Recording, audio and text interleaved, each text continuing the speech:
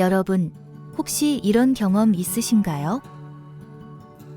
집중해야 할 순간에 자꾸 다른 생각이 나서 일이 밀리고 정리정돈이 잘 안 되고 감정 기복까지 심해져 주변 사람들과 갈등이 생기는 경우요. 많은 분들이 내가 원래 게으른가 보다, 성격 문제겠지 라고 여기지만 사실은 성인 ADHD일 수 있습니다. ADHD 하면 보통 어린아이들이 산만하다라는 이미지를 떠올리지만 사실 성인에게도 나타날 수 있습니다. 이를 성인 ADHD라고 합니다.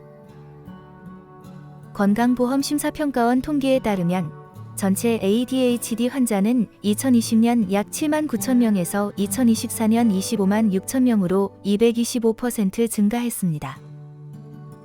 특히 성인 환자 20대 이상은 같은 기간 2만 4천 명에서 12만 3천 명으로 거의 5배 가까이 늘었고 전체 환자 중 성인이 차지하는 비중도 31%에서 48%까지 커졌습니다. 20에서 30대 여성 환자 증가세가 특히 두드러져 30대 여성은 5년 사이 무려 8배 이상 증가했습니다. 50대 이후에도 뒤늦게 발견되는 경우가 많습니다. 그 이유는 나이 때문이겠지 하고 넘어가 버리기 때문이죠. 많은 분들이 헷갈리는 부분이 있습니다. 성인 ADHD, 건망증, 치매는 어떻게 다를까요? 치매, 기억 자체가 뇌에서 사라집니다. 어제 일어난 일, 가족과의 대화조차 기억하지 못합니다. 건망증, 기억은 남아있지만 꺼내는 속도가 늦습니다. 시간이 지나면 다시 떠올릴 수 있습니다. 성인 ADHD, 기억은 있지만 집중력과 실행력의 문제로 일을 제대로 끝내지 못하는 겁니다. 즉, 치매처럼 뇌세포가 파괴되는 것이 아니라 뇌의 실행 기능에 문제가 생긴 상태라고 이해하면 쉽습니다. 이제 ADHD는 소아, 청소년만의 문제가 아니라 성인기의 중요한 정신건강 이슈가 되고 있습니다. 많은 분들이 ADHD는 타고난 성격 혹은 그냥 게으른 습관이라고 생각합니다. 하지만 전문가들은 명확히 말합니다. 성인 ADHD는 성격 문제가 아니라 뇌 발달과 신경 전달 물질 이상으로 발생하는 의학적 질환이다. 따라서 방치할 경우 직장과 학업, 대인관계, 심리적 건강 전반에 걸쳐 큰 영향을 미칠 수 있습니다.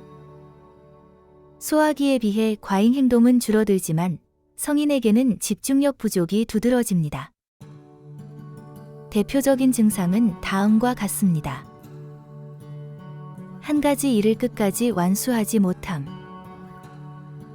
물건을 자주 잃어버림. 정리정돈 어려움. 즉흥적이고 충동적인 행동. 업무나 과제를 기한 내에 끝내기 힘듦. 감정 기복이 심하고 예민함. 자극 추구 성향 도박, 게임, 음주 등의 과몰입. 잦은 무단 결근, 업무 효율 저하. 이런 증상들이 반복되면 단순한 성격이 아니라 질환일 가능성을 의심해야 합니다. 성인 ADHD는 복합적인 요인에서 비롯됩니다. 유전적 요인, 가족력. 신경학적 요인, 도파민 감소, 대뇌피질 발달 지연. 환경적 요인, 조산, 임신 중 스트레스, 음주 등. 즉, 개인의 성격 문제로 치부하기 어려운 의학적 배경이 있는 것이죠.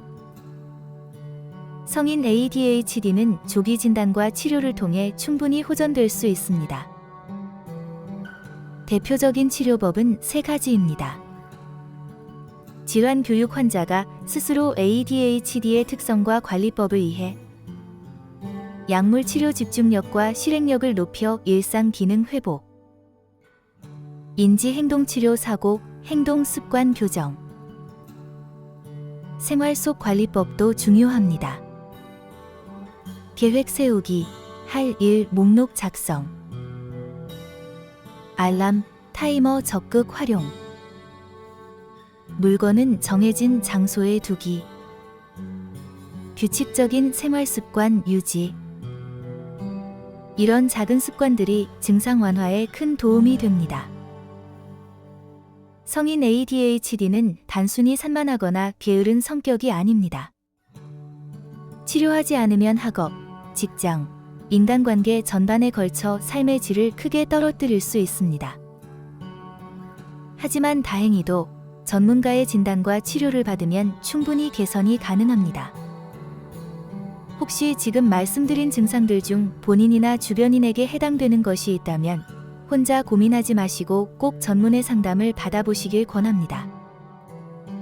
왜 나는 항상 이렇게 힘들까? 라는 의문이 치료를 통해 조금 더 편안하게 살 수 있구나 라는 희망으로 바뀔 수 있습니다.